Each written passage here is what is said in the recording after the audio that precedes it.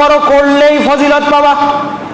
আল্লাহ তোমাদের সম্পদ বাড়িয়ে দেবে, তোমাদের সন্তানগুলো বাড়িয়ে দেবে, তোমাদের উপরে আসমান থেকে বৃষ্টি বর্ষণ করাবেন। বলেন সুবহানাল্লাহ। ফাকুনতু আস্তাগফিরু রাব্বাকুম ইন্নাহু কানা গাফফারা। নূহ আলাইহিস সালাম বলেন, আমার জাতি তোমরা আল্লাহর কাছে ইস্তেগফার করো, আল্লাহকে ডাকো, আল্লাহর কাছে দোয়া করো। ইন্নাহু কানা গাফফারা, তিনি আল্লাহ ক্ষমাশীল।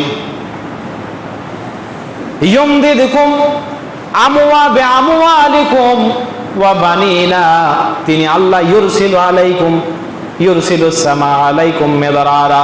প্রথমত এই দোয়া যদি আল্লাহর কাছে কবুল হয়ে যায়, আসমান থেকে রাব্বুল আলামিন তোমাদের উপরে বৃষ্টি বর্ষণ করাবে, তোমাদের এই মৃত জমিনটা আবার জীবিত হয়ে যাবে, এই জমিনে আবার শস্য উঠবে, আবার সুন্দর সুফলা সুজলা শ্যামলা শস্য ধারণ হবে, আবার তোমাদের জীবজন্তু বাঁচবে, তোমরা বাঁচবে। শুধু তাই নয়, তোমাদের সম্পদগুলো বেড়ে যাবে। ওয়া বানিনা, তোমাদের সন্তান বেশি হবে। ওয়া ইউমদিদকুম, আল্লাহ তাআলা তোমাদেরকে রহমতের চাদর দিয়ে ঢেকে নেবেন। কিসের কারণে বলেন তো?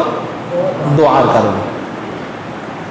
নূহ একজন নবী, তিনি বলছেন, আমার জাতি ইস্তাগফিরু রাব্বাকুম, তোমরা তোমাদের রবের কাছে ইস্তেগফার করো, দোয়া করো।